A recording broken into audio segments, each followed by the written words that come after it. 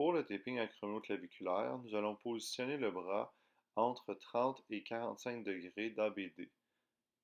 Par la suite, nous allons utiliser la colle sur la peau et au niveau du bras supérieur.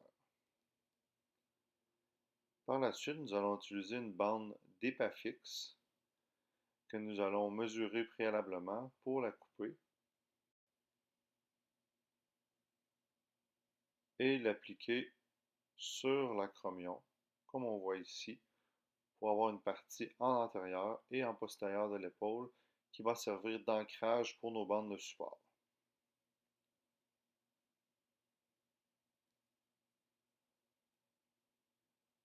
Ensuite, nous allons prendre une bande d'Epafix pour la partie latérale sur l'humérus. On peut la descendre jusqu'à environ la moitié de l'humérus. Par la suite, nous allons utiliser le leucotape, qui est un tape qui est très collant. Nous allons mesurer nos bandes, comme on voit ici dans un autre angle, pour venir écraser la clavicule pour qu'elle reprenne sa place au niveau de la note de piano. Une variante du taping est d'ajouter un foam bleu qui permet de mieux écraser la clavicule.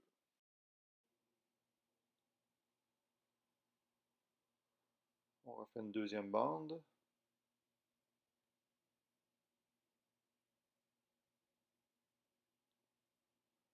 On cible et on applique avec une pression pour descendre la clavicule. Par la suite, nous allons fixer notre bande de support au niveau de l'humérus et la remonter vis-à-vis l'articulation acromioclaviculaire.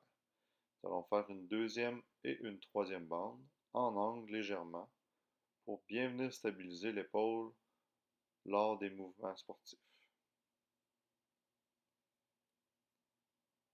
Comme on voit ici. Par la suite, on va refermer nos bandes en appuyant toujours pour descendre et stabiliser l'articulation acromioclaviculaire. Nous allons utiliser différentes bandes, toujours à mi-bande, pour donner de la force au taping.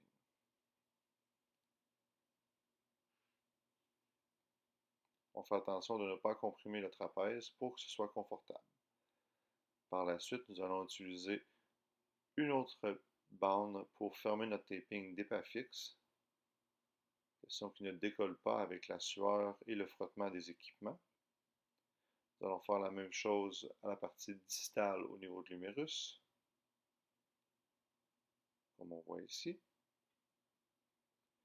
Et nous pouvons utiliser un bandage élastique pour faire le tour du biceps en demandant au patient qu'il contracte son biceps pour s'assurer que le taping ne décolle pas avec la sueur et le frottement.